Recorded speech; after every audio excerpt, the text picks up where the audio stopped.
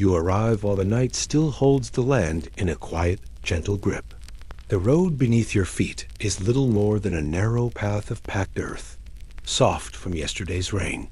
Your boots press lightly into the mud as you walk, and the cool air of the countryside settles against your skin.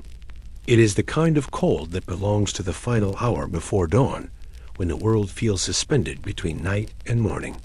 Above you, the sky is deep and dark, scattered with stars that flicker faintly through slow-moving clouds. There are no lamps along this road, no glowing windows in the distance yet. Only the pale shimmer of moonlight reveals the shapes of hedges and low stone walls that mark the edges of fields. You continue walking slowly. In the distance, you begin to see it, the small medieval village where the morning will soon begin. It does not appear suddenly. Instead, the village reveals itself gradually as the road curves gently downhill. First, you notice the outline of rooftop steep thatched triangles rising against the faint glow of the eastern horizon. Then come the darker shapes of barns and wooden fences. The smell reaches you before the sounds do. It is a mixture of damp straw, earth, wood smoke, and animals. A familiar scent for anyone who lives close to the land. Somewhere nearby, a cow shifts in its stall, and the faint creak of wood carries through the still air. The village is not large. Perhaps 20 or 30 homes are gathered here, arranged along winding dirt paths rather than straight streets. Medieval villages rarely followed neat plans. They grew slowly, house by house, around wells, churches, and open commons. At the center of this settlement stands the church. Even in the darkness, its stone tower rises above the thatched roofs. The tower is not tall by modern standards, but here it dominates the landscape. For villagers of the Middle Ages, the church was often the tallest and most permanent structure they would ever see. You move closer now. The path becomes narrower as it passes between low wooden fences woven from branches. Beyond them lie small vegetable plots, patches of cabbage, onions, and herbs that families depend on for their daily meals. The ground crunches softly beneath your steps.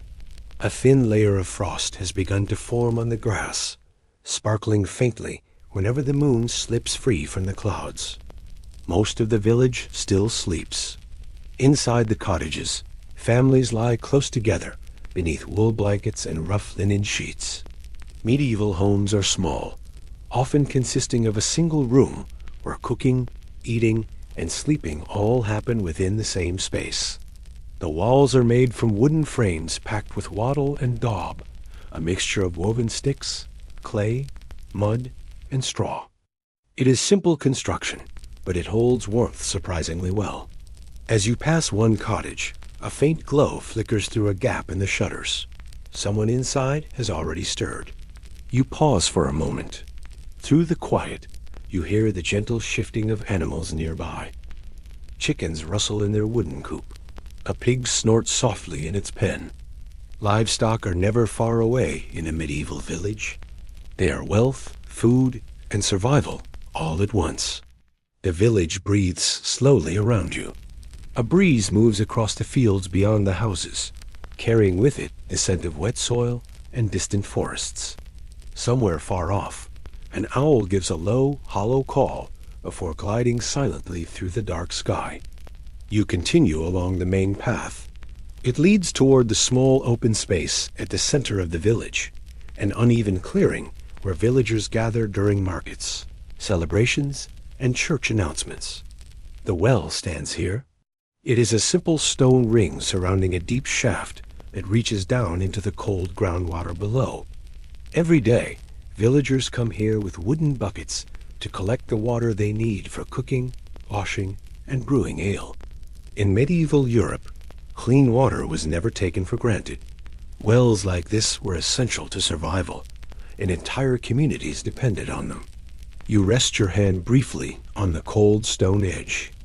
Moisture clings to its surface, and the rough texture of the stone presses gently against your palm. The eastern sky is beginning to change now.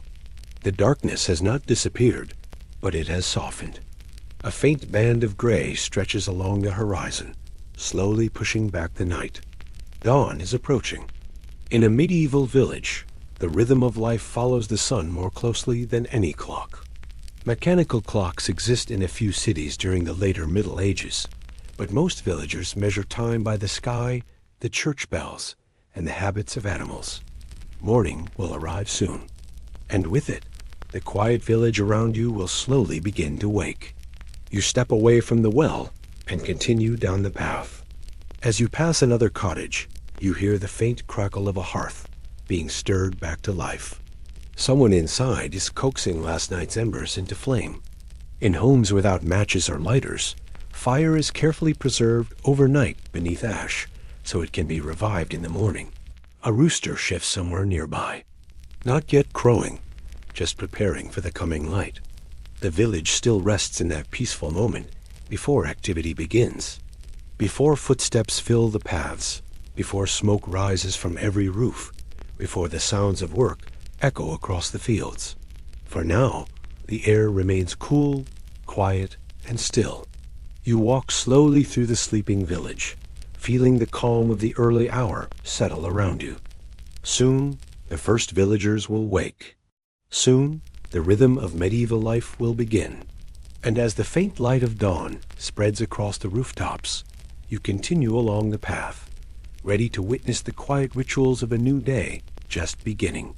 In the next moments, the earliest risers will stir from their beds, and the village will take its first breath of morning. The sky is still dim when the first rooster finally calls. Its cry breaks gently through the quiet air, sharp at first, then fading across the small village like a ripple across water. One rooster answers another, somewhere farther away, and soon a scattered chorus rises from different corners of the settlement. Morning has begun. You stand near the center path, watching as the darkness slowly loosens its hold on the land. The eastern horizon now carries a pale silver glow, just enough to outline the shapes of cottages and fences more clearly than before. A thin thread of smoke curls from the chimney of the cottage you passed earlier. Inside, someone is already awake. In most medieval villages, the first people to rise are often the women of the household. Their day begins early, long before the sun climbs fully above the fields. Fire must be revived, food prepared, animals checked, and water gathered. You walk quietly toward the small cottage, where the smoke drifts upward. Through the narrow wooden shutters, faint orange light flickers against the walls. The hearth inside has been stirred back to life. A woman kneels beside the fire, gently blowing into the glowing embers beneath a layer of ash. The soft breath feeds the coals, and slowly a small flame begins to grow. This method of preserving fire overnight was common across medieval Europe. Matches will not exist for many centuries yet, and starting a new fire from scratch is difficult and time-consuming. So families carefully bank their fires each night, covering the embers with ash to keep them alive until morning. A smell of smoke drifts into the cold air outside. It carries with it the scent of oak and damp wood-familiar smells that cling to nearly every medieval home.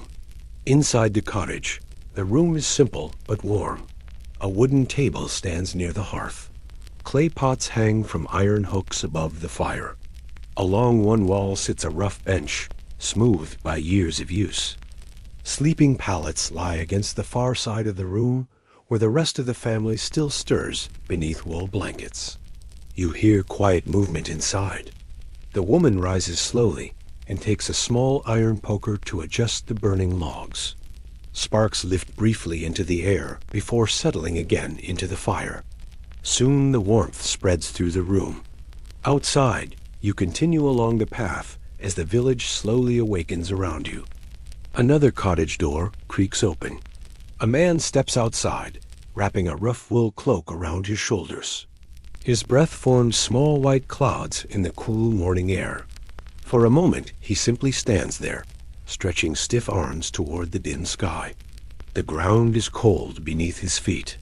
Frost still coats the grass along the edges of the path, glimmering faintly as the light grows stronger.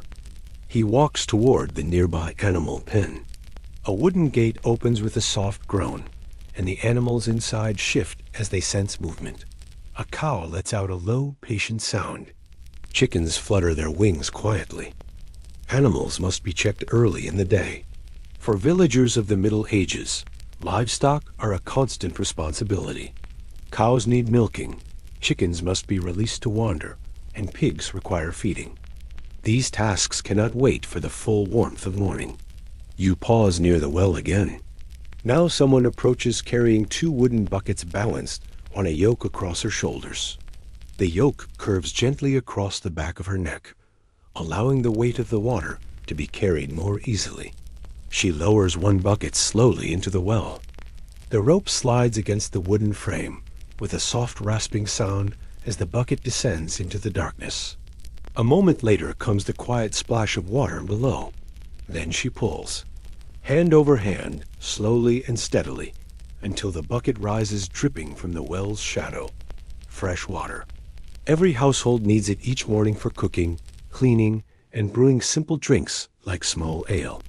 In many medieval communities, drinking plain water is not always trusted, especially in larger towns. But in smaller villages like this, wells often provide clean groundwater. You notice the sky changing again. The gray band along the horizon has grown brighter, now tinged with faint colors, soft lavender, and pale gold. Dawn is close. Across the village, more doors begin to open.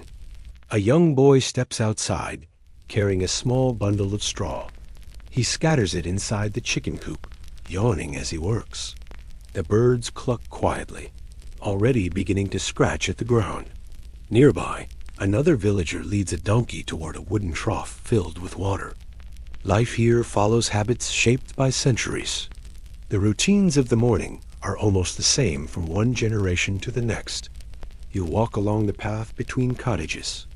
A smell of baking begins to drift through the air now. Somewhere inside a home, yesterday's dough is being prepared for the day's bread. Bread is the center of nearly every medieval meal. Most families bake only once every few days, using grain they have ground themselves or taken to a mill. The bread is dense and dark compared to modern loaves, made from barley, rye, or coarse wheat. But in the quiet morning, the scent is warm and comforting. The first real light of dawn finally touches the tops of the rooftops. Golden rays stretch slowly across the fields beyond the village. Frost melts quietly from the grass as the earth begins to warm. A church bell rings once. It is not loud, but the deep tone carries across the fields. In many villages, bells help mark the rhythm of the day, calling people to prayer or signaling important hours. The sound lingers gently in the morning air. You watch as the village continues waking around you. Smoke now rises from several chimneys. Chickens wander freely across the paths. Villagers greet each other with quiet nods as they begin their tasks. The stillness of night has slowly transformed into the quiet movement of morning life. Nothing feels rushed. The pace is steady, patient, and familiar. You walk once more along the path toward the center of the village, where the early light now falls across the well and the open clearing. Soon, the smell of cooking will spread through the settlement. Simple meals will be prepared over hearth fires. And as the sun climbs higher above the fields, the village will gather its strength for the long day of work ahead. But first comes the gentle comfort of morning food, and the warm glow of hearth fires slowly filling the cottages with life. The sky is still dim when the first rooster finally calls. Its cry breaks gently through the quiet air, sharp at first, then fading across the small village like a ripple across water. One rooster answers another, somewhere farther away, and soon a scattered chorus rises from different corners of the settlement. Morning has begun. You stand near the center path, watching as the darkness slowly loosens its hold on the land. The eastern horizon now carries a pale silver glow, just enough to outline the shapes of cottages and fences more clearly than before. A thin thread of smoke curls from the chimney of the cottage you passed earlier. Inside, someone is already awake. In most medieval villages, the first people to rise are often the women of the household. Their day begins early, long before the sun climbs fully above the fields. Fire must be revived, food prepared, animals checked, and water gathered. You walk quietly toward the small cottage, where the smoke drifts upward. Through the narrow wooden shutters, faint orange light flickers against the walls. The hearth inside has been stirred back to life. A woman kneels beside the fire, gently blowing into the glowing embers beneath a layer of ash. The soft breath feeds the coals, and slowly a small flame begins to grow. This method of preserving fire overnight was common across medieval Europe. Matches will not exist for many centuries yet, and starting a new fire from scratch is difficult and time-consuming. So families carefully bank their fires each night, covering the embers with ash to keep them alive until morning. A smell of smoke drifts into the cold air outside. It carries with it the scent of oak and damp wood, familiar smells that cling to nearly every medieval home. Inside the cottage, the room is simple but warm. A wooden table stands near the hearth. Clay pots hang from iron hooks above the fire. Along one wall sits a rough bench, smoothed by years of use. Sleeping pallets lie against the far side of the room, where the rest of the family still stirs beneath wool blankets. You hear quiet movement inside. The woman rises slowly and takes a small iron poker to adjust the burning logs. Sparks lift briefly into the air before settling again into the fire. Soon the warmth spreads through the room. Outside, you continue along the path as the village slowly awakens around you. Another cottage door creaks open. A man steps outside, wrapping a rough wool cloak around his shoulders. His breath forms small white clouds in the cool morning air. For a moment, he simply stands there, stretching stiff arms toward the dim sky. The ground is cold beneath his feet. Frost still coats the grass along the edges of the path, glimmering faintly as the light grows stronger. He walks toward the nearby animal pen. A wooden gate opens with a soft groan, and the animals inside shift as they sense movement. A cow lets out a low, patient sound. Chickens flutter their wings quietly. Animals must be checked early in the day. For villagers of the Middle Ages, livestock are a constant responsibility. Cows need milking, chickens must be released to wander, and pigs require feeding. These tasks cannot wait for the full warmth of morning. You pause near the well again. Now someone approaches carrying 2 wooden buckets, balanced on a yoke across her shoulders. The yoke curves gently across the back of her neck, allowing the weight of the water to be carried more easily. She lowers one bucket slowly into the well. The rope slides against the wooden frame with a soft rasping sound as the bucket descends into the darkness. A moment later comes the quiet splash of water below. Then she pulls, hand over hand, slowly and steadily, until the bucket rises dripping from the well's shadow. Fresh water. Every household needs it each morning for cooking, cleaning, and brewing simple drinks like small ale. In many medieval communities, drinking plain water is not always trusted, especially in larger towns. But in smaller villages like this, wells often provide clean groundwater. You notice the sky changing again. The gray band along the horizon has grown brighter, now tinged with faint colors, soft lavender, and pale gold. Dawn is close. Across the village, more doors begin to open. A young boy steps outside carrying a small bundle of straw. He scatters it inside the chicken coop, yawning as he works. The birds cluck quietly, already beginning to scratch at the ground. Nearby, another villager leads a donkey toward a wooden trough filled with water. Life here follows habits shaped by centuries. The routines of the morning are almost the same from one generation to the next. You walk along the path between cottages. The smell of baking begins to drift through the air now. Somewhere inside a home, yesterday's dough is being prepared for the day's bread. Bread is the center of nearly every medieval meal. Most families bake only once every few days, using grain they have ground themselves or taken to a mill. The bread is dense and dark compared to modern loaves, made from barley, rye, or coarse wheat. But in the quiet morning, the scent is warm and comforting. The first real light of dawn finally touches the tops of the rooftops. Golden rays stretch slowly across the fields beyond the village. Frost melts quietly from the grass as the earth begins to warm. A church bell rings once. It is not loud, but the deep tone carries across the fields. In many villages, bells help mark the rhythm of the day, calling people to prayer or signaling important hours. The sound lingers gently in the morning air. You watch as the village continues waking around you. Smoke now rises from several chimneys.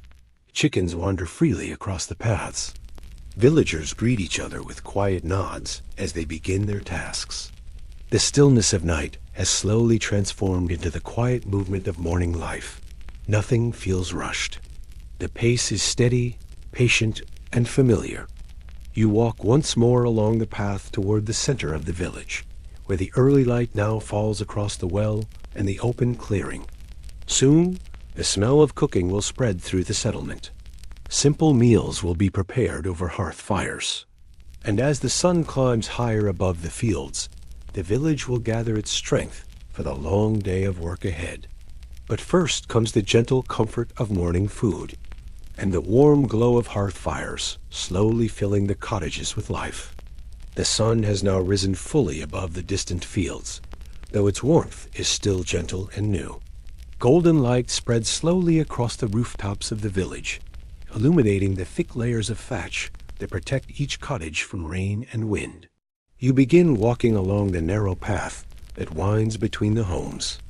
The earth beneath your feet is firm in some places and slightly damp in others, shaped by countless footsteps over many seasons. There are no paved roads here, no straight streets planned by careful design. Medieval villages grow naturally, slowly forming around wells, farms, and gathering places. Each turn in the path reveals something new. To your left stands a small vegetable garden, bordered by a low fence made of woven branches.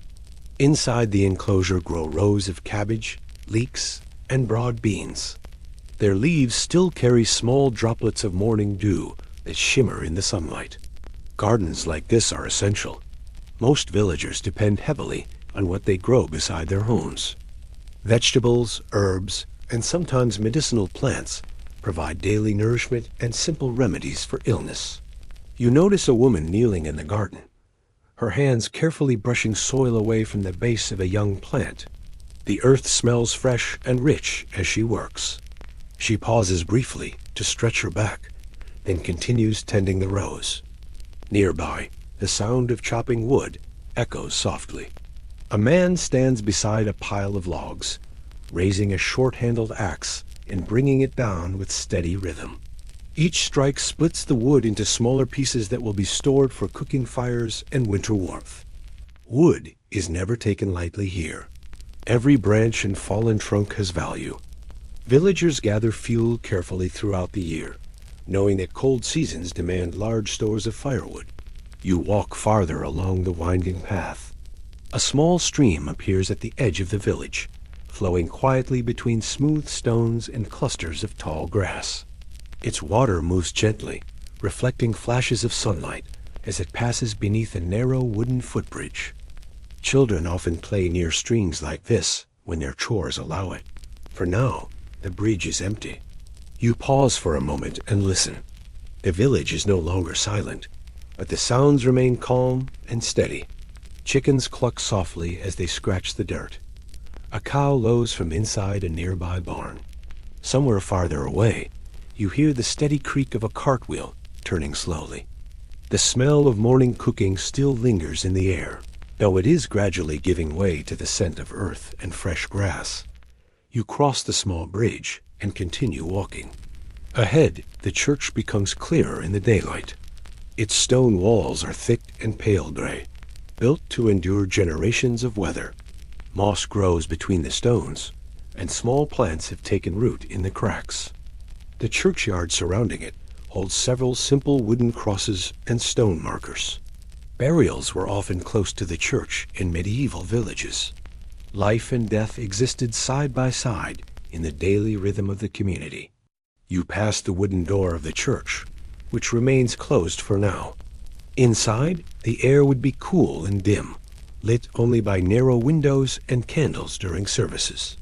For many villagers, the church is not only a place of prayer, but also a center of gathering, announcements, and seasonal celebrations. Beyond the churchyard lies an open, grassy area. This is the village green. During market days, small stalls may appear here.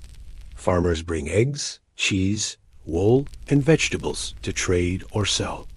But today the grass lies open and quiet, dotted only with patches of sunlight. You walk slowly across the edge of the green. The ground feels soft beneath your boots, slightly damp from the melting frost earlier in the morning. A group of chickens wanders across the field, pecking at insects in the grass. A thin brown dog trots behind them lazily, more curious than interested in chasing them. At the far side of the green, a blacksmith's small workshop stands with its wide wooden doors open. Inside, the forge has not yet begun roaring with fire, but the tools already hang neatly along the wall hammers, tongs, and iron rods waiting for the day's work. Blacksmiths play an important role in village life. They repair tools, shoe horses, and shape metal parts needed for farming equipment. Without them, many daily tasks would become far more difficult. The air near the workshop smells faintly of charcoal and iron. You continue along the path that circles the green and leads toward the outer edge of the village. From here, the farmland stretches outward in wide open strips of earth. Fields are divided into long, narrow sections where different families grow grain or tend livestock. The soil has been turned recently in some places, leaving dark furrows that run in neat lines toward the horizon. In medieval agriculture, the open field system is common. Instead of large private farms, villagers often share large fields divided into strips. Each family works its assigned portion, but the land itself remains part of the community. You watch as a farmer walks slowly toward one of these fields, carrying a wooden-handled hoe across his shoulder. Behind him follows a young boy, pulling a small cart filled with tools. The real work of the day is about to begin. But here inside the village, the pace remains gentle. The sun climbs higher, warming the rooftops and drying the morning dew. Shadows grow shorter as the light strengthens across the paths and gardens. You take one more slow walk through the winding lanes between cottages. Smoke rises steadily from chimneys. Voices drift quietly between neighbors greeting each other. Doors open and close as people step out into the growing daylight. The village is fully awake now. Soon the quiet routines of preparation will give way to the steady rhythm of labor in the fields, barns, and workshops. And as you follow the path toward the edge of the settlement, you sense that the morning calm is slowly shifting. The tools are ready. The animals are stirring. The fields beyond the village wait patiently under the sun. The sun now sits comfortably above the horizon, casting warm light across the village and the open fields beyond it. The soft quiet of early morning slowly gives way to the steady rhythm of daily work. You walk toward the edge of the settlement where the farmland begins.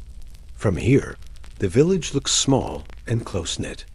The thatched roofs cluster together like a protective circle against the wide countryside. Thin trails of smoke still rise from the chimneys, drifting gently upward into the clear morning sky. Ahead of you, farmers move steadily toward the fields. Their tools rest across their shoulders: wooden hoes, iron-tipped spades, and long-handled sickles used for cutting grain. The tools are simple, but they are carefully maintained. Iron is valuable, and even a small blade is sharpened and repaired many times during its life. The ground beneath your feet changes as you step away from the village path. Here the soil is darker and softer, shaped by plows and footsteps. Narrow strips of farmland stretch across the landscape like long ribbons of earth. This arrangement is part of the open field farming system used in many medieval communities. Instead of each farmer owning a single enclosed field, the land is divided into many strips spread across larger shared fields. A family might work several strips scattered in different places, ensuring that the risks of poor soil or bad weather are shared across the community. You pause at the edge of one field. A man guides a wooden plow pulled slowly by 2 oxen. Their large bodies move with calm strength, hooves pressing deep into the soil with each step.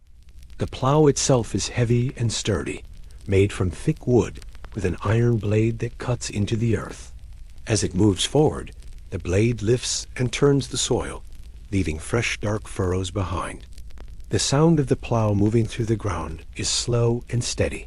Scrape, push, turn. Each step of the oxen is followed by the creak of leather harnesses and the soft command of the farmer guiding them forward.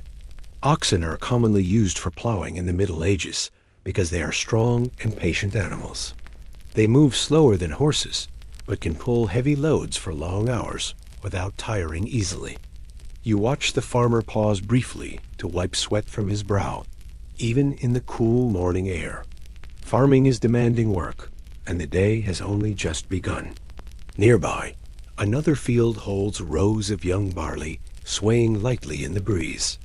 A woman and her 2 older children walk carefully between the rows, pulling small weeds from the soil.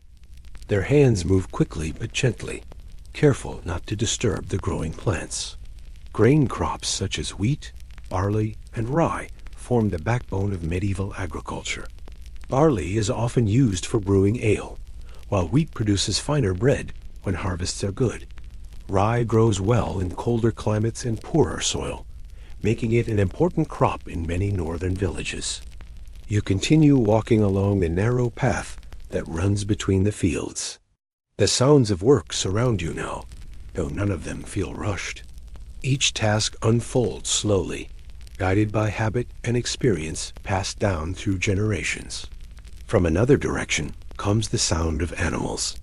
A small herd of sheep moves across a grassy hillside under the watchful eye of a shepherd. The animals graze peacefully, nibbling at the fresh green shoots growing among the stones. Sheep are valuable in many ways. Their wool provides material for clothing, blankets, and trade goods. In fact, wool becomes one of the most important economic resources in medieval Europe. Entire regions prosper from the production and trade of wool cloth. The shepherd walks with a long wooden staff, occasionally guiding the animals back toward the best patches of grass. A small dog trots beside him, alert and attentive. You step aside as a wooden cart approaches along the path. Its wheels turn slowly over the uneven ground, creaking softly with each rotation. The cart is pulled by a sturdy donkey, carrying sacks of grain harvested the previous season. A man guiding the cart nods quietly as he passes. Villagers often exchange these small greetings without stopping their work. The day is long, and every hour of daylight matters, especially during planting and harvest seasons. The sun continues rising higher in the sky. Warmth spreads across the fields, and the early chill of morning fades away. Birds circle above the farmland, calling to each other as they search for insects stirred up by the turning soil. You walk a little farther from the village, stopping near a small cluster of fruit trees. Their branches are still bare this early in the year, though small buds have begun to form at the tips. In a few weeks, these trees will burst into soft white blossoms that fill the air with a gentle fragrance. Orchards like this provide apples, pears, and plums that villagers store for the colder months. Preserving food is always important. Without modern refrigeration, families rely on drying, salting, and storing crops in cool cellars to survive the winter. From where you stand, you can still see the village behind you. Smoke rises slowly above the rooftops. The church tower stands steady at the center of it all, watching quietly over the fields and homes. The sounds of labor carry faintly across the distance. Wood being chopped, animals shifting in their pens, voices calling softly between neighbors working nearby. The rhythm of the day has fully begun. And yet, even as the work continues, the pace remains calm and steady. No one rushes across the land. The tasks unfold naturally, guided by sunlight and habit rather than strict schedules. You begin walking back toward the village again. By now, the settlement itself has grown busier. Workshops are opening, tools are being carried outside, and more villagers step into the daylight to begin their own tasks. Soon the sounds of the village will grow richer and more varied. The quiet hum of work will blend with the voices of people, the calls of animals, and the steady movements of daily life. By mid-morning, the village is fully awake. You return from the fields toward the cluster of cottages, and as you walk the familiar path again, you begin to notice something that quietly surrounds everything here, the many sounds of village life. None of them are loud or hurried. Instead, they blend together gently, forming a steady rhythm that moves through the air like a slow, calm melody. The first sound you hear is the soft clucking of chickens. They wander freely between cottages, scratching at the dirt paths with small, quick movements. Their feathers rustle as they flap briefly onto low fences or wooden carts. Occasionally, one lets out a louder call after laying an egg, a proud announcement that echoes lightly across the village. Nearby, a wooden gate creaks open. A farmer steps out from his barn, guiding a cow into the sunlight. The animal moves slowly, hooves pressing into the soft ground as it walks toward a grassy patch beside the fence. Its low, gentle mood drifts through the air. Cows are not just animals here. They are an important source of milk, butter, and cheese. In many villages, dairy products are essential parts of daily food. You pause near the well again. The rope slides against the wooden beam as another bucket is lowered. The sound is familiar now, a quiet scraping followed by the distant splash of water deep below. A moment later, the rope tightens as the bucket is pulled upward. Hand over hand, slow and steady. Water drips from the bucket's edge as it rises into the morning light. Two women exchange quiet words as they fill their containers. Their voices are calm and low, carrying just enough sound to reach the path where you stand. Conversations in the village rarely rise above this gentle tone. Most people work close to one another each day, and familiar routines often replace long discussions. You continue walking. From the direction of the blacksmith's workshop comes a new sound, one that rings clearly through the village air. The sharp, rhythmic strike of hammer on metal. Clang, pause, clang. Inside the open workshop, the blacksmith has begun his work. The forge now burns brightly, its coals glowing red beneath a steady flow of air pumped by large leather bellows. The smell of hot iron and charcoal drifts outward. With each strike of the hammer, sparks scatter briefly across the stone floor before fading into darkness. Blacksmiths shape and repair many tools used in daily life: plow blades, horseshoes, nails, hinges, and cooking hooks. Without their skill, farming and building would become much harder. The hammer strikes again. Clang. The sound echoes softly against the nearby cottages before fading into the open fields.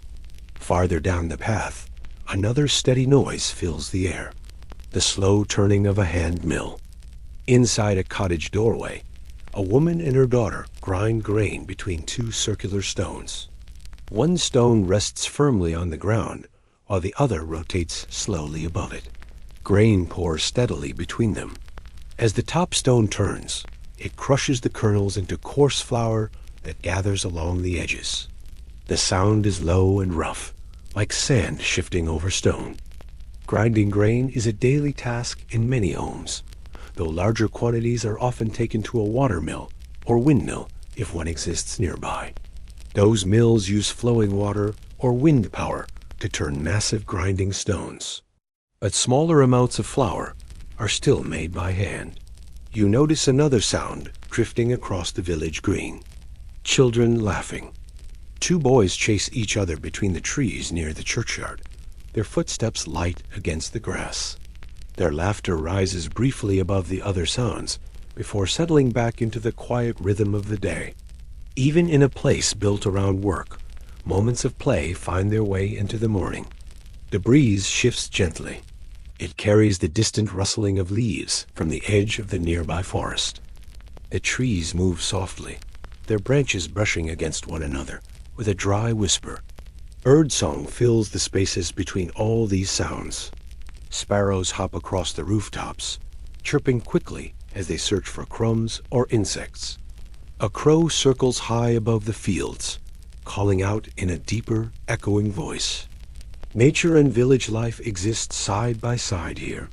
You step toward the center of the green and sit briefly on a low wooden bench beside the well. From this quiet spot, you can hear nearly everything. The blacksmith's hammer, the cluck of chickens, the creak of wagon wheels, the soft murmur of voices, the steady chewing of livestock in their pens.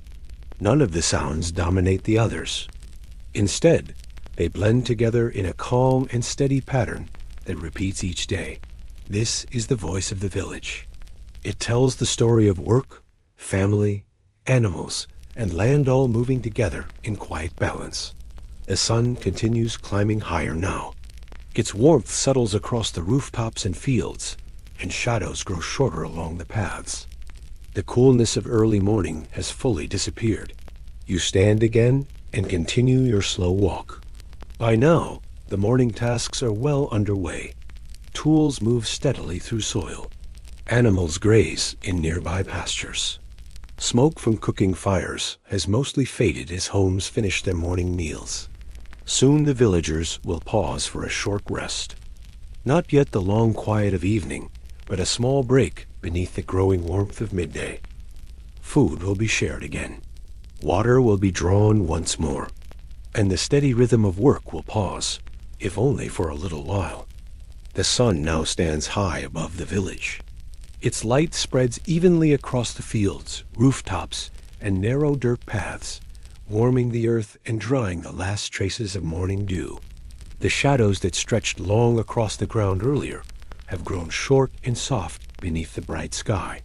By this time of day, the steady work of the morning has begun to slow. You walk along the edge of the fields again, where several farmers have paused beside their tools. The oxen that pulled the plows earlier now stand quietly beneath a small cluster of trees, their large bodies resting in the shade. One of them swishes its tail lazily to brush away flies. The farmers sit nearby on low wooden stools, or simply on the grass. Their shoulders relax now that the morning's heaviest tasks have been completed. Midday rest is an important moment in the rhythm of village life. Without the pressure of strict clocks or fixed working hours, the day naturally follows the movement of the sun. When the sun reaches its highest point and the warmth grows strongest, many villagers pause their work for a short meal and rest. You notice a woman approaching along the field path. She carries a small woven basket covered with a linen cloth. Inside are simple foods prepared earlier in the morning: thick slices of bread, a small wheel of cheese, and perhaps a few onions or apples. Food like this travels easily to the fields. She sets the basket down beside her husband and children, who gather nearby on the grass. The cloth is lifted, and the scent of bread drifts gently through the air. The family begins eating slowly. Bread is torn by hand and passed around. Cheese is sliced with a small knife and shared among them. There is no rush in their movements. The breeze moves lightly across the open land, carrying the soft smell of grass and soil. You sit on a smooth stone at the edge of the field and watch quietly. Farther away, another group of villagers rests beside a wagon filled with bundles of hay. The wagon's wooden wheels lean slightly against the uneven ground, and the horse pulling it stands patiently nearby, lowering its head to graze. From where you sit, you can see much of the surrounding countryside. The farmland stretches outward in long strips of green and brown. Small clusters of trees mark the edges of streams or hills. In the distance, a thin forest line darkens the horizon. This land supports the entire village. Every harvest, every planted seed, every turned furrow holds importance. A good season brings comfort and full storehouses. A poor season can bring hunger. Medieval life depends deeply on the success of these fields. A farmer nearby drinks from a wooden flask, then wipes his mouth with the back of his hand. The flask likely contains water or small ale, both common drinks during work. Ale in particular was often brewed in weak forms, suitable for daily consumption. Because brewing involved boiling water, it sometimes made the drink safer in places where water quality was uncertain. He passes the flask to another worker beside him. They exchange a few quiet words before leaning back against the wagon wheel. The calm of midday settles gently over the land. Even the animals seem to move more slowly now. Sheep graze quietly across a distant slope, their wool catching small flashes of sunlight. Chickens wander lazily near the barns closer to the village. The air grows warmer, but the light breeze keeps it comfortable. You lie back briefly on the grass, looking up toward the sky. A few thin clouds drift slowly overhead, moving so gradually that their motion is almost unnoticeable. A hawk circles high above the fields. Its wings barely move as it rides the warm currents of air rising from the earth below. Nearby, a young boy finishes eating and begins tossing small stones into the grass, watching where they land. His father smiles faintly, but says nothing. Moments like this are simple, quiet pauses in a day, otherwise filled with steady labor. They allow the body to rest and the mind to slow. Gradually, the small meals begin to finish. The cloth is folded again over the basket. Wooden cups are emptied. People stretch their arms and shoulders before standing. The rest will not last long. The sun may be high, but there are still many hours of daylight remaining, and work continues while the light allows it. One by one, the farmers rise. Tools are lifted from the ground. Oxen are guided back toward the fields. A horse is gently tapped forward to pull the wagon once again. The quiet pause of midday fades slowly back into movement. You stand and brush the grass from your clothes. The warmth of the sun now rests comfortably on your shoulders as you begin walking back toward the village. Along the path, you see others returning, as well, some carrying empty baskets, others leading animals back toward barns or pastures. Soon the sounds of work will return to the air. The steady rhythm of tools moving through soil, carts rolling along dirt paths, and hands shaping wood and metal will continue through the afternoon. But the brief stillness of midday has left its calm mark on the land. The village breathes again. And as the sun slowly begins its long journey toward the western sky, the people of the village return to their tasks with quiet patience. The warmth of midday slowly softens as the afternoon settles across the village and the surrounding fields. The sun remains bright, but its light now carries a calmer tone, stretching gently across the land rather than pressing down from directly above. A soft breeze moves between the cottages, stirring loose straw along the paths and brushing the leaves of nearby trees. You walk again through the village lanes, where work has quietly resumed after the midday rest. From the direction of the fields, the steady rhythm of farming continues. Farmers return to their furrows with patient determination. The wooden plows move slowly through the earth once more, guided by careful hands and pulled by strong oxen. Each line of freshly turned soil creates a darker stripe against the lighter ground, marking the quiet progress of the afternoon. The movements are not hurried. In the medieval world, daylight defines the pace of labor. People work steadily rather than quickly, conserving energy for tasks that must be repeated day after day. You step off the path briefly to watch a farmer sowing seed. He carries a leather pouch tied at his waist. With each step across the field, his hand reaches into the pouch and casts a gentle arc of grain outward. The seeds scatter across the soil like small droplets of rain. This method, known as broadcasting, has been used for centuries. There are no machines guiding the placement of each seed, only the practiced motion of the farmer's hand, learned through years of experience. Soon the seeds will be covered lightly by soil, left to grow beneath the steady warmth of the sun and the patience of time. You continue walking back toward the village center. Near the blacksmith's workshop, the sounds of metalwork ring clearly through the air again. Clang, clang, clang. Inside, the forge burns hot and bright. The blacksmith grips a glowing piece of iron with heavy tongs, lifting it onto the flat surface of the anvil. Each strike of his hammer shapes the metal a little more. The iron glows orange at first, then slowly darkens as it cools. Beside him, a young apprentice pumps the bellows, feeding air into the coals so the fire burns hotter. The smell of charcoal mixes with the sharp metallic scent rising from the heated iron. Tools repaired here will soon return to the fields, plow blades sharpened, nails straightened, hinges fixed. The afternoon is a time when many village craftspeople are busiest. You move past the workshop and hear another sound, the rhythmic scrape of wood being carved. A carpenter sits beneath the shade of a small tree near his home. Thin curls of pale wood fall steadily to the ground as he shapes a wooden plank with a long-handled plane. The tool slides forward across the wood again and again, smoothing its surface. The carpenter pauses occasionally to examine his work, running his hand across the board to feel for rough edges. The piece may become part of a stool, a tool handle, or perhaps a section of a wagon wheel. Every object in the village has been shaped by human hands. Nothing arrives from distant factories. Every bench, bucket, fence, and cart must be built and repaired by the people who live here. You notice movement near one of the barns. 2 women are spreading freshly washed linen across a wooden fence to dry in the afternoon sun. The cloth moves softly in the breeze, its pale fabric catching the light.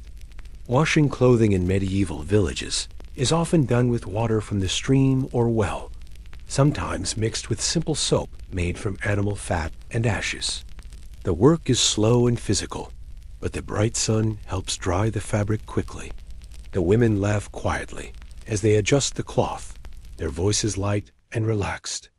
Across the village green, a group of children helps gather loose sticks from the ground. Their task is simple but useful. The sticks will become kindling for cooking fires later in the evening. Even small bundles of wood matter, especially during colder seasons when fuel must be carefully saved. You pause near the well again. The bucket rests beside the stone ring, and the rope hangs loosely where someone last used it. For a moment, the well stands quiet beneath the afternoon sun. Birds perch along the edge of the church roof nearby. They hop between the stones, occasionally lifting into the air before settling again. The church itself casts a long shadow across part of the village green now. Time moves gently forward. You begin walking toward the edge of the village once more, where the fields continue their quiet labor.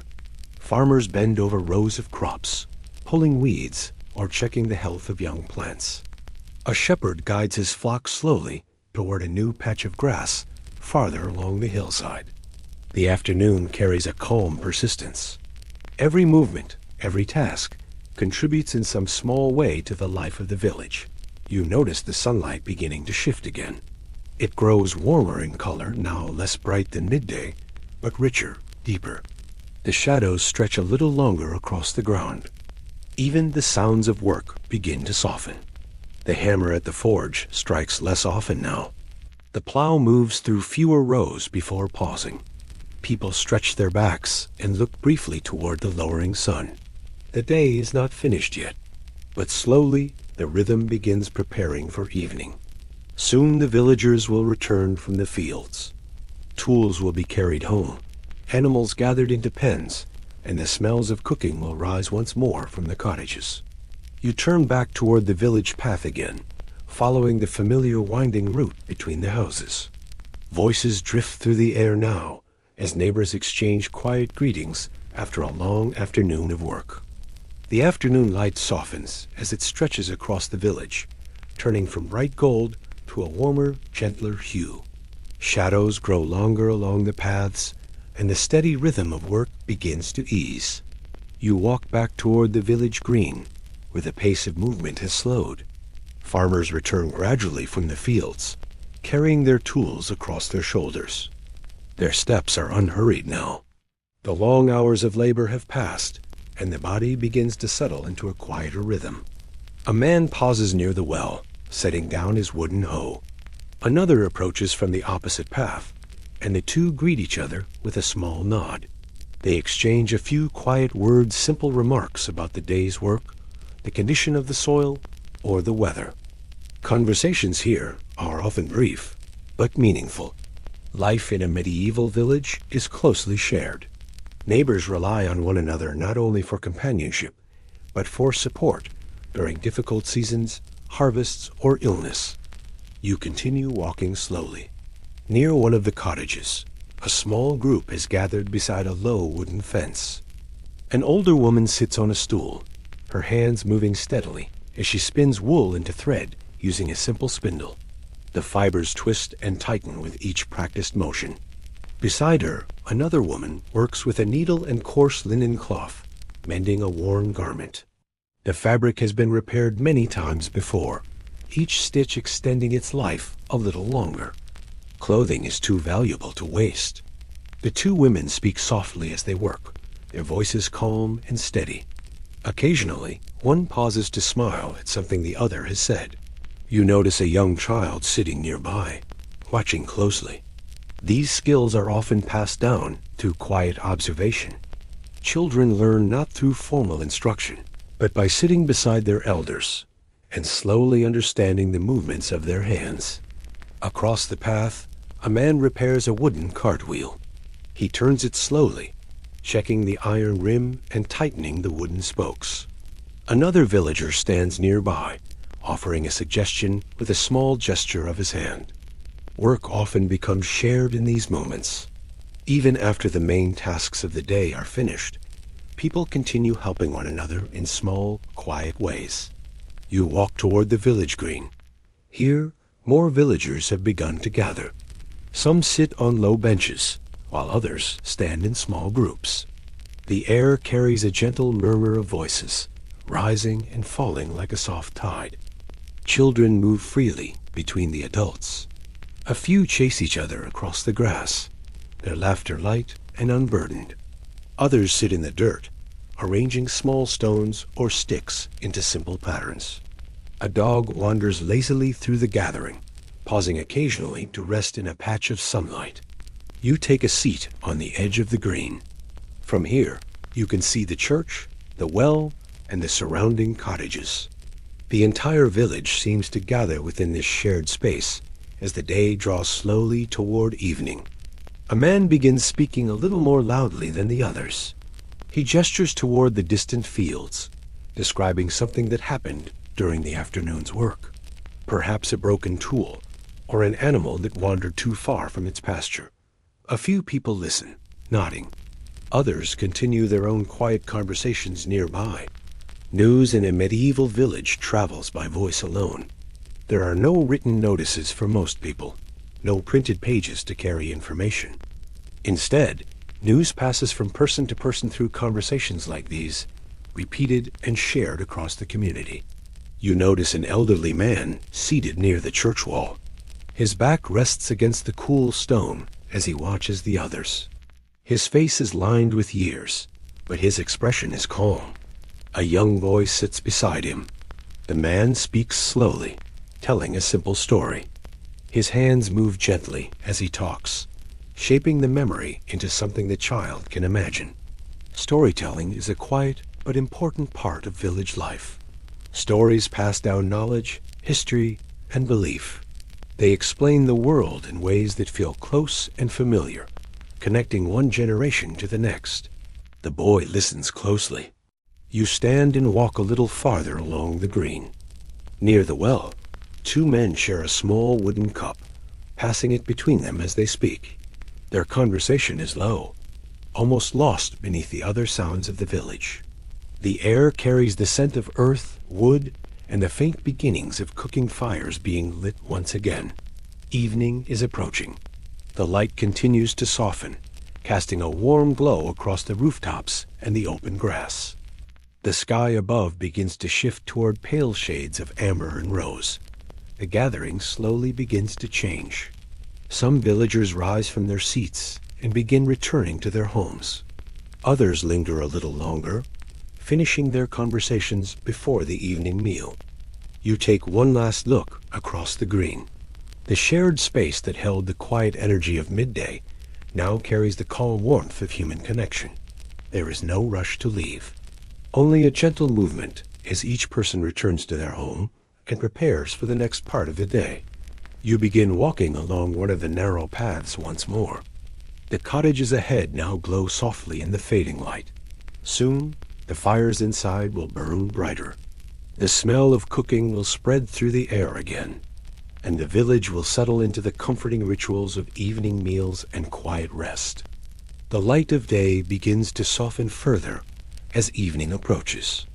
A warm golden glow settles across the village, touching the thatched rooftops and wooden fences with a gentle brightness that slowly fades into amber. The air cools slightly, carrying with it the quiet promise of night.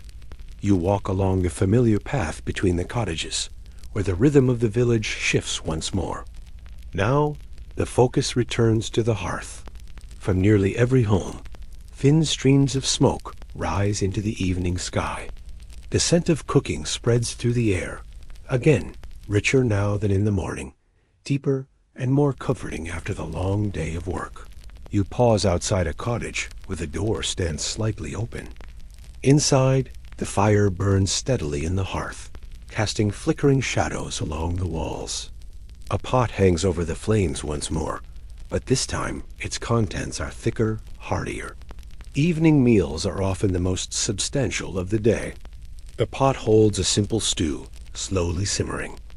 You can smell root vegetables, turnips, carrots, perhaps a few onions blending with herbs and small pieces of meat, if the household has been fortunate enough to have some.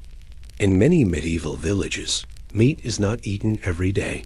For most families, it is reserved for special occasions or comes in small portions, added to dishes like stew to stretch its flavor. More commonly, meals rely on vegetables, grains, and legumes. Still, the stew smells warm and filling. A woman stands over the pot, stirring it gently with a wooden spoon. Steam rises in soft clouds, carrying the scent into every corner of the room. Nearby, a man enters carrying an armful of firewood. He kneels beside the hearth and places the logs carefully into the fire. The flames brighten for a moment as they catch the new wood, crackling softly. The warmth in the room grows stronger. You step back onto the path and continue walking. Through another window, you see bread being warmed near the fire. The crust darkens slightly as it absorbs the heat, becoming crisp again after sitting since morning. In some homes, small flat cakes of dough are placed directly onto hot stones beside the fire. Simple, quick, and filling. You notice a child carrying a small bucket of water from the well, moving carefully so as not to spill. The water will be used for cooking or washing before the meal begins. Nearby, two women speak quietly as they prepare vegetables. Their hands move quickly, slicing and peeling with practiced ease. The scraps are gathered and set aside. Nothing is wasted. Even vegetable peels may be used in broths or fed to animals. The evening routine unfolds gently across the village. You walk toward the village green once more. The open space that held quiet conversations earlier now begins to empty. Most villagers have returned to their homes, drawn by the warmth of the hearth and the comfort of food after a long day. Only a few remain outside, finishing small tasks. A man ties a bundle of kindling together with twine. Another closes the gate to a small animal pen, ensuring everything is secure for the night. Livestock must be protected, not only from wandering, but from predators that move more freely after dark. You hear the soft bleating of sheep being guided into a fenced enclosure nearby. A wooden gate closes with a gentle thud. The sky above continues to change. The blue of afternoon fades into deeper shades, and the first hints of twilight begin to appear along the horizon.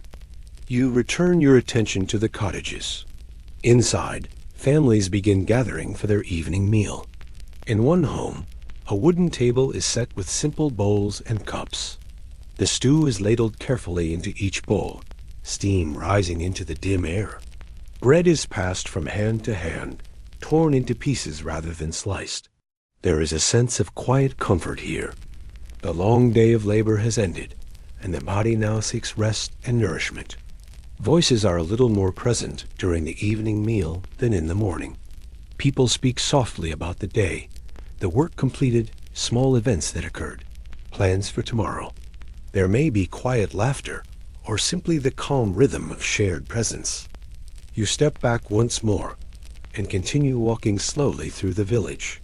The smell of cooking fills the air now, layered and rich wood smoke, herbs, roasted grain, and simmering broth. It wraps around the village like a warm blanket. One by one, cottage doors close gently. The light from inside glows softly through small windows or gaps in the shutters, flickering with the movement of the fire within. The village feels smaller now, more contained. The wide openness of the fields gives way to the close warmth of home and hearth. You pause near the well one last time. The stone still holds a trace of warmth from the day's sunlight, though the air around it grows cooler. The sounds of cooking and quiet conversation drift softly from the nearby homes. Evening has settled. Soon the sky will darken fully, and the village will enter a different kind of quiet. But for now, this is a moment of comfort, a moment of warmth, food, and togetherness. The last light of the sun slips quietly beyond the horizon. What remains is a soft, fading glow that lingers for a few moments in the sky shades of amber and dusky rose, slowly dissolving into deepening blue. The village rests beneath this gentle transition, as day gives way to night. You stand near the center path, watching as the light withdraws from the rooftops and fields. One by one, the cottages become small islands of warmth in the gathering darkness. Their windows flicker faintly with firelight, casting soft golden shapes onto the ground just outside their doors. The air has cooled now. A faint chill returns, brushing lightly against your skin, reminding you of how the morning once began.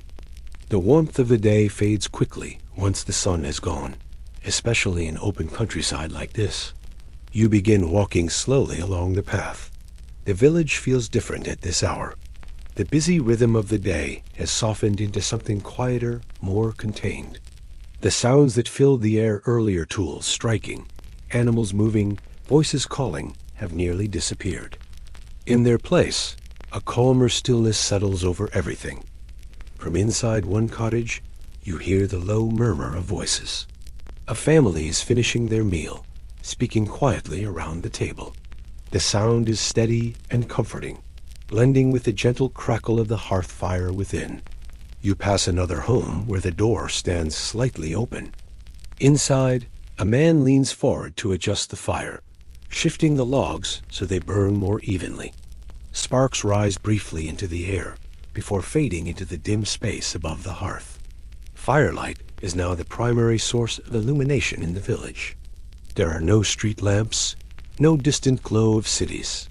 Only fire contained within hearths, candles, or small oil lamps provides light against the darkness. You continue walking toward the village green. The open space is nearly empty now. Where people gathered earlier in the afternoon, only a few figures remain. A couple walks slowly toward their home, their footsteps quiet against the grass. A man pauses near the well, lifting a final bucket of water before night settles fully. The well itself is now a dark circle against the ground, its depths invisible without daylight. You pause beside it briefly. The stone feels cool beneath your hand. Above you, the sky deepens further. The first stars begin to appear faint at first, then slowly growing brighter as the last traces of daylight disappear. Without artificial light, the night sky in a medieval village reveals itself fully, stretching wide and clear across the heavens. It is a familiar sight to those who live here. The stars often guide travelers, mark seasons, and become part of stories passed down through generations. A soft breeze moves through the village. It carries the scent of wood smoke and the faint smell of evening meals now finished. Somewhere nearby, a door closes with a gentle thud. Animals begin settling for the night. From within a barn, you hear the quiet shifting of hooves against straw. A cow exhales slowly, a sound deep and calm. Chickens rustle lightly in their coop, feathers brushing against wood as they find their places to rest. Livestock are secured carefully each evening. Predators, foxes, wolves in some regions move more freely under cover of darkness. Keeping animals safe through the night is an important part of village life. You walk slowly toward the church. Its stone walls now appear darker, almost blending into the night. The tower rises above the rooftops, silhouetted against the growing field of stars. The church stands silent. No bells ring at this hour. Only the faint whisper of the wind passes along its surface, brushing against the aged stone. You sit for a moment on a low bench near the churchyard. The quiet here feels deeper. The sounds of the village have not vanished completely, but they have softened into something distant and gentle, like echoes fading into the night. You can hear the crackle of a fire through a closed door, the low murmur of a voice, the occasional step of someone moving inside their home. These small sounds remind you that life continues, even as the world grows still. The sky above is now fully dark. Stars scatter across it in countless numbers, far more than can be seen in places touched by bright artificial light. A pale band of starlight stretches faintly across the sky, the distant glow of countless stars clustered together. You stand once more. The path beneath your feet is dim but familiar now. The outlines of cottages and fences are visible in the faint starlight, guiding your steps. The village has entered its quietest hours. Soon, even the voices inside the cottages will fade. People will finish their meals, tend the last of their tasks, and prepare for rest. The fires will burn lower. The doors will close more tightly against the cool night air, and the village will settle into sleep. You walk slowly along the path, feeling the calm of night deepen around you. The world has grown quiet again, much like it was before dawn. But this quiet is different. It carries the gentle weight of a full day completed. The night has settled fully over the village. The sky above is deep and wide, filled with quiet stars that shimmer faintly in the cool darkness. Inside the cottages, the fires burn lower now, their flames softer, their light more gentle. You walk slowly along the path, drawn once more toward the warm glow spilling from beneath a wooden door. Inside, the evening continues in a quieter way. You step closer and pause near the entrance of a cottage where voices drift softly into the night. The door is closed, but the faint light of the hearth flickers through small gaps in the wood. Within, a family gathers not around food now, but around presents resting together after the long day. You can hear them. A man speaks in a low, steady voice. It is not conversation as before. It carries a rhythm, a softness, something slower, shaped by memory and repetition. He is telling a story. Storytelling is a quiet and important part of life in a medieval village. Without books for most people, and without written records in daily life, stories become the way knowledge travels across time. They hold history. They carry lessons. They explain the world in ways that feel close and human. Inside, the children listen closely. You can imagine them sitting near the hearth, their faces lit by the soft orange glow of the fire. Shadows move gently along the walls as the flames shift and settle. The storyteller's voice rises and falls in a calm, steady pattern. Perhaps he speaks of distant kings and queens, or of travelers who crossed wide lands long ago. Perhaps he tells of seasons when the harvest was strong, or years when winter stayed too long. Sometimes stories carry pieces of truth. Sometimes they are shaped by imagination. Often, They are both. You move quietly along the path, passing another cottage where a different kind of story unfolds. Here, an older woman speaks. Her voice is softer, slower, carrying the careful weight of years. She tells of things closer to home memories, of people the family once knew, events that happened not far from this very place. Stories like these connect generations. They remind the young of where they come from, and the old of what they have lived through. You pause again, listening. The crackle of the hearth accompanies every word. Occasionally, a child asks a quiet question, and the storyteller answers gently before continuing. There is no rush. Stories unfold slowly, just as the day itself has unfolded. Outside, the village remains still. The sounds of work have long faded, replaced now by the quiet hum of evening life inside each home. Every cottage holds its own small world of voices, memories, and shared moments. You walk toward the village green once more. It is empty now. Where laughter and conversation filled the space earlier, only silence remains. The grass moves softly in the night breeze, and the outlines of trees stand still beneath the stars. From across the green, you hear faint singing. It drifts gently from a distant cottage low and unhurried. Perhaps someone hums a simple tune while finishing a small task, or sings softly to a child preparing for sleep. Music in the medieval village is often simple and unaccompanied. Songs are passed down much like stories, remembered rather than written, shaped by repetition and voice. The melody rises and falls quietly, then fades. You walk slowly past the church. Its presence feels different at night. In the darkness, its stone walls seem heavier, more silent. Yet it remains a place tied deeply to the lives of those around it, marking time, guiding belief, and holding the memory of many generations. Beyond it, the cottages continue their quiet evening rituals. Inside one, a man repairs a small tool by firelight, his hands moving slowly but carefully. In another, a mother braids her child's hair before bed, her voice murmuring softly. These are not grand moments, but they are steady. They are real, and they form the quiet fabric of life here. You stop once more along the path and look up at the sky. The stars seem brighter now. Without noise, without distraction, the night reveals itself fully deep, calm, and endless. For the villagers, this sky is familiar. It marks the passage of time, the turning of seasons, the rhythm of planting and harvest. It is both a guide and a mystery. You lower your gaze and continue walking.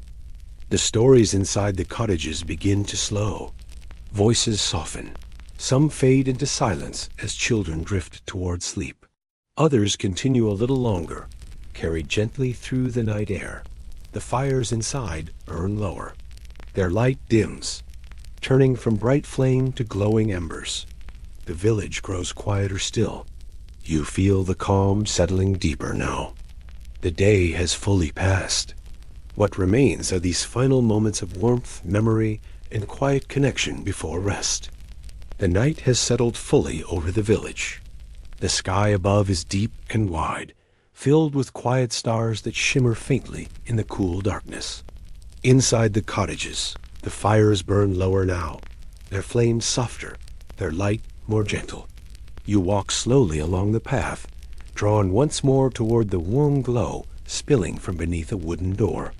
Inside, the evening continues in a quieter way. You step closer and pause near the entrance of a cottage where voices drift softly into the night. The door is closed, but the faint light of the hearth flickers through small gaps in the wood. Within, a family gathers not around food now, but around presents resting together after the long day. You can hear them. A man speaks in a low, steady voice. It is not conversation as before.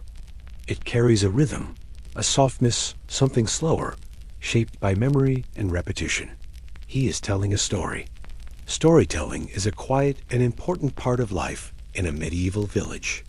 Without books for most people, and without written records in daily life, stories become the way knowledge travels across time. They hold history. They carry lessons. They explain the world in ways that feel close and human. Inside, the children listen closely. You can imagine them sitting near the hearth, their faces lit by the soft orange glow of the fire. Shadows move gently along the walls as the flames shift and settle. The storyteller's voice rises and falls in a calm, steady pattern. Perhaps he speaks of distant kings and queens, or of travelers who crossed wide lands long ago. Perhaps he tells of seasons when the harvest was strong, or years when winter stayed too long. Sometimes stories carry pieces of truth. Sometimes they are shaped by imagination. Often they are both. You move quietly along the path, passing another cottage where a different kind of story unfolds. Here, an older woman speaks. Her voice is softer, slower, carrying the careful weight of years. She tells of things closer to home memories, of people the family once knew, events that happened not far from this very place. Stories like these connect generations. They remind the young of where they come from, and the old of what they have lived through. You pause again, listening.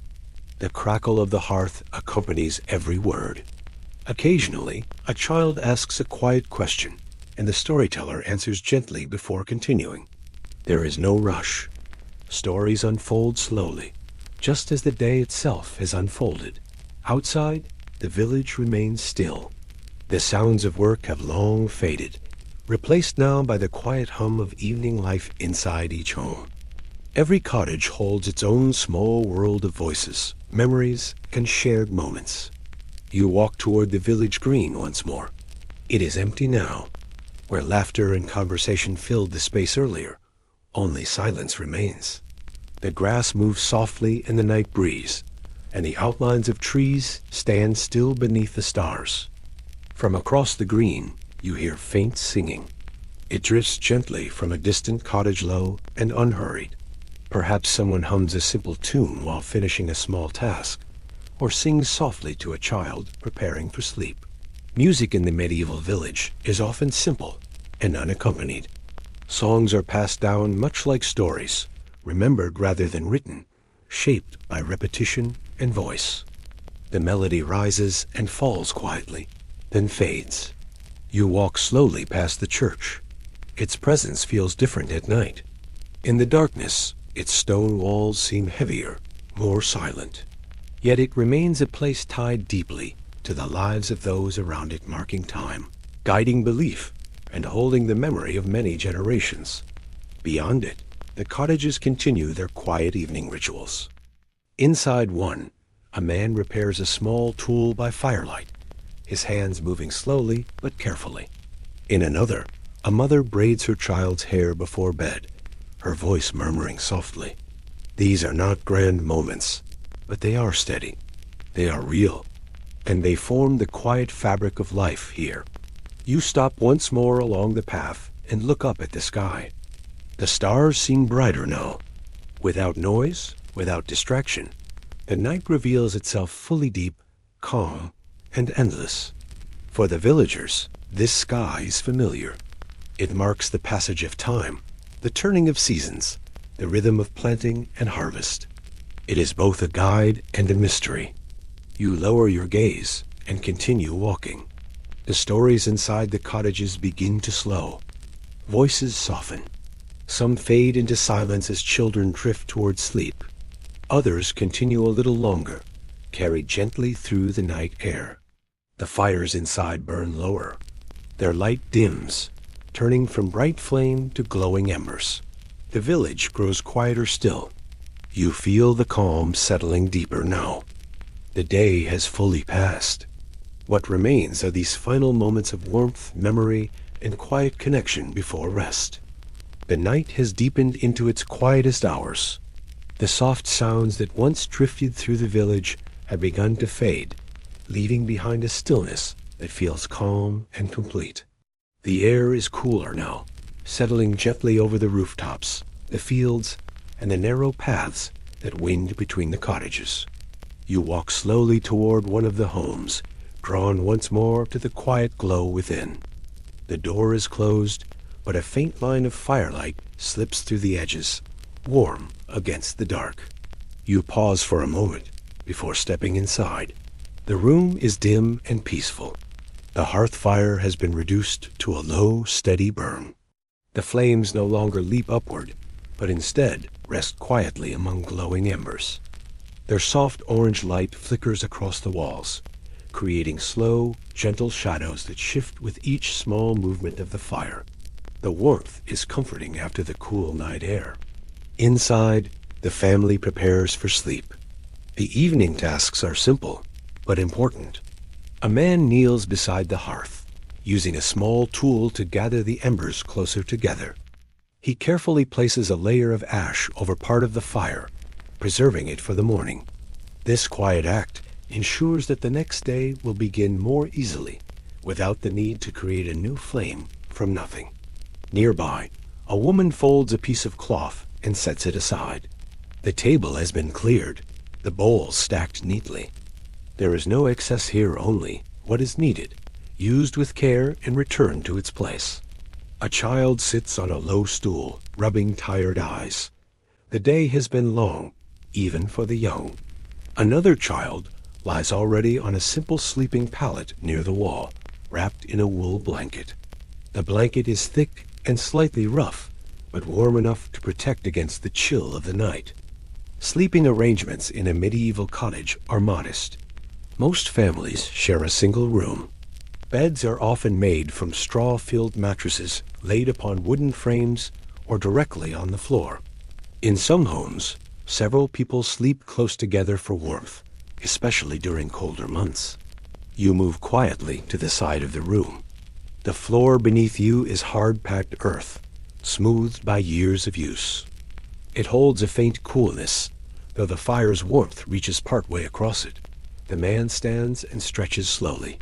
The woman moves toward the children, adjusting a blanket and brushing a loose strand of hair from a small face.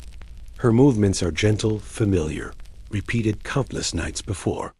There is little conversation now. Words are no longer needed. The day has already been spoken through work, through shared meals, through quiet moments together. What remains is rest. A small candle is lit near the table.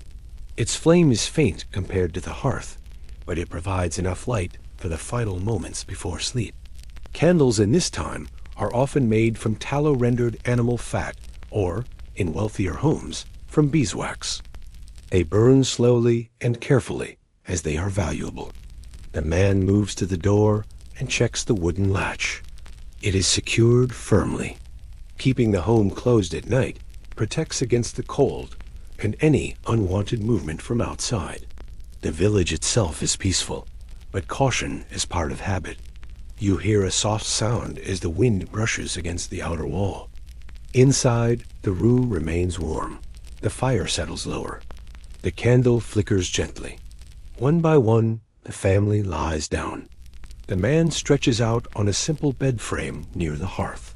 The woman lies beside the children, her presence close and steady. The last movements are small. A blanket adjusted, a quiet breath, a shift into comfort, then stillness. The candle is extinguished. Darkness fills the room, broken only by the faint glow of embers in the hearth. Their light pulses softly, rising and falling like a slow breath. You sit quietly in the corner, allowing your eyes to adjust.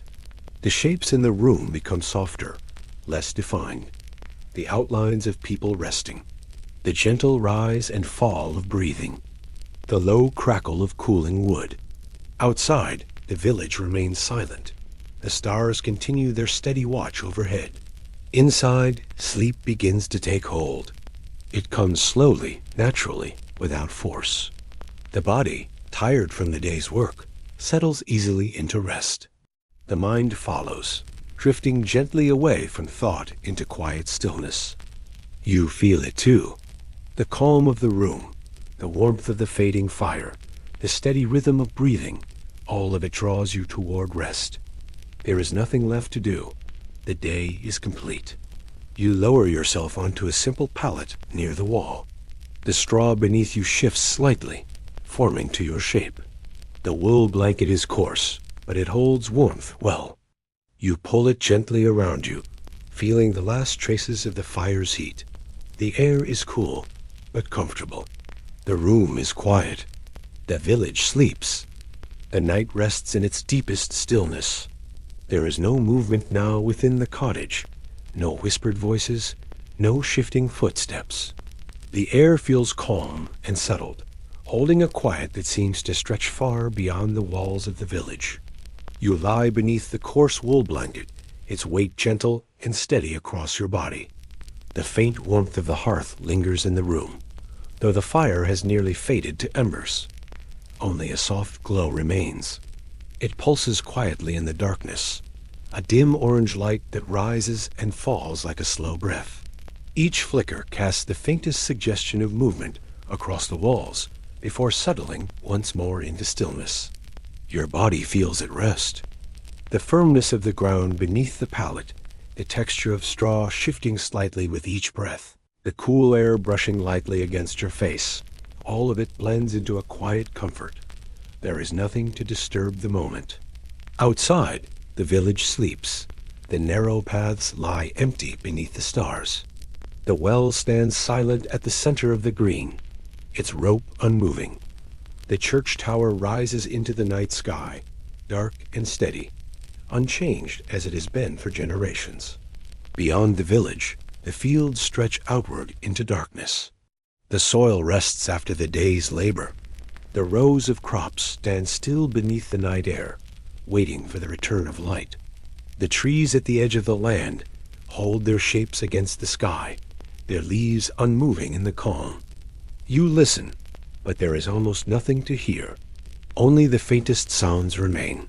A distant breath of wind brushing softly across the land. The quiet settling of wood within the hearth. The slow, steady rhythm of sleeping breaths around you. Even the animals are still now. In the barns, they rest upon straw, their movements paused. In the coops, the chickens remain tucked beneath their wings. Across the fields, the sheep lie gathered close together. Everything has found its place in the night. The stars above shine clearly. Without any light to compete with them, they fill the sky, completely countless small points of brightness scattered across the darkness. They do not move quickly, only slowly shifting as the earth turns beneath them. For the people of this village, this sky is familiar. It has watched over them through every season, through planting and harvest, through storms and calm days, through the quiet passing of years. It watches now as the village rests. You take a slow breath. The air is cool but gentle. It carries no urgency, no demand. Only a calm presence that settles deeper with each passing moment. The embers in the hearth dim further. Their glow softens, fading slowly as the last traces of heat begin to disappear. Soon, even this small light will be gone, leaving the room in complete darkness until morning returns. Your body feels heavier now, not with discomfort, but with ease. The kind of heaviness that comes when there is nothing left to do, nowhere left to go. The kind that invites rest without effort. Your thoughts grow quieter. They drift slowly, like the clouds that once moved across the sky before dawn. There is no need to follow them, no need to hold on to them. They pass gently, and then they fade. The village remains still. Time continues, but softly, so quietly, it is almost impossible to notice. The night deepens, holding everything within it, undisturbed. Far in the distance, the faintest hint of change begins to form. Not yet visible, not yet felt, but present all the same. The slow turning of the world toward morning. But that moment is still far away. For now, there is only this. The quiet, the stillness, the rest. You sink deeper into the warmth of the blanket, the softness of the pallet, the calm of the night surrounding you. The final ember fades. Darkness settles completely. And in that gentle, endless quiet, the village sleeps on, peaceful, steady, and unchanged, as you drift fully into rest, carried softly by the silence of the medieval night.